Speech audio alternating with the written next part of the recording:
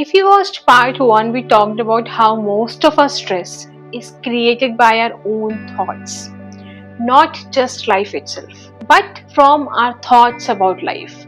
So now the real question is, how do you actually live in the present without turning it into another task? Because let's be honest, nobody wants another complicated routine or another thing to do perfectly, right? So this isn't about becoming calm all the time. It's about having small moments in your day where you are not trapped in your head. That's it. So hi, I'm Shivani, and recently I realized how much time I spend inside my own head, overthinking, stressing, holding on to things that are already gone. It made me feel disconnected from my own life. So I have been trying to return to the present moment. And this video is a part of that. Do you know morning set the tone? In most of the cases, most people wake up and immediately check their phone, messages, notifications, social media, news. Before you even stand up, your mind is already busy. Try this instead. When you wake up tomorrow morning, just take a few seconds for yourself. Before touching your phone, ask yourself one question. How do I feel right now? Do I feel stress? Do I feel calm? Do I feel happy? What do I feel right now?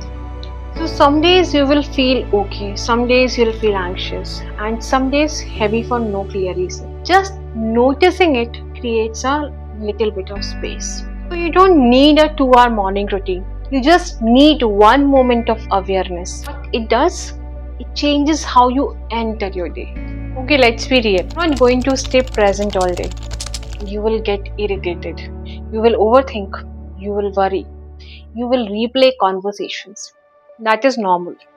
The goal is not to stop our thoughts. The goal is to notice when you're stuck in them. Okay, let's take an example. You're walking in your lunch break, but mentally you're arguing with your spouse who isn't even there, or you're doing work and imagining worst case scenarios. When you catch that happening, don't get frustrated with yourself. Just pause for a second and notice your body, your breathing, your shoulders, your jaw. So most of us walk around tense without realizing it. That one small pause is enough to bring you back a little. Not fully, just a little. And honestly, that is enough. So these were the examples where you were calm. So what happens when you're triggered or upset? This is where it gets harder. Because when you're calm, being present is easy. But when you're upset, it feels impossible. Someone says something goes wrong. You feel ignored, you feel hurt. And immediately the mind starts, they always do this. Why does this happen to me? I should have said this. When you're in this state, don't try to become peaceful instantly. That doesn't work here. Just notice. I'm reacting right now, not in a judgmental way. Just notice here. Feel your body, your chest, your stomach, your breathing. When you bring attention back to the body, it slows the reaction down. You might still be upset, that is fine, but you're not completely lost in it. Presence doesn't remove emotion. It just stops the spiral from getting bigger.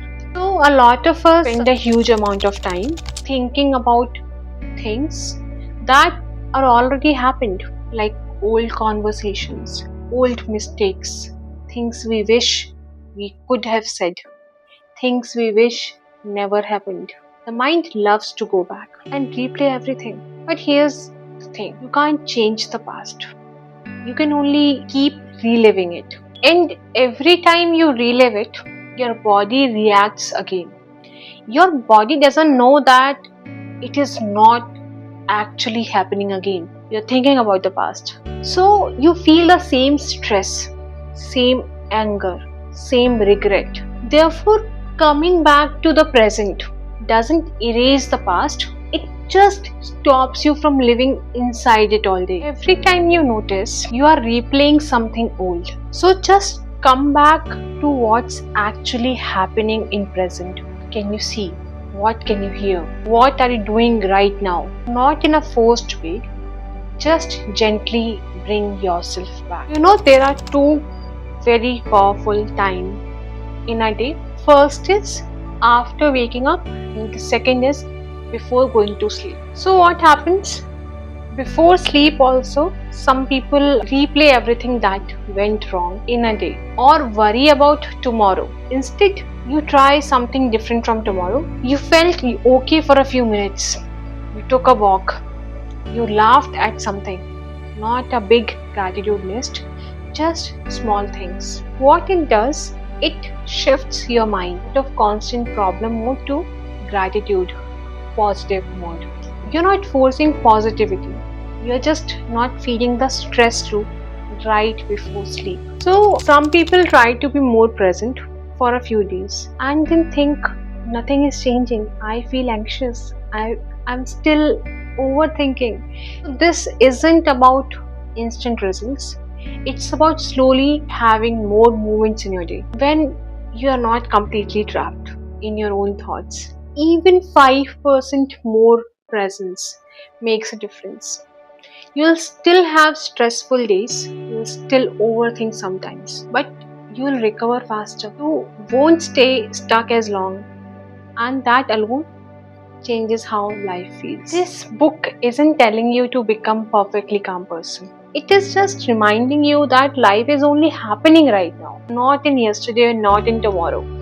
Right here in the present moment. The more often you come back to this moment, even briefly, the less heavy everything feels. Not perfect, just lighter. Okay, if you watched both parts, I'm really very curious. Do you feel like your mind is usually in the past or in future? You can tell me in the comments. And if this kind of content helps you feel a little less stuck in your head, you can subscribe. Not for motivation, just for conversations like this. I'll see you in the next video.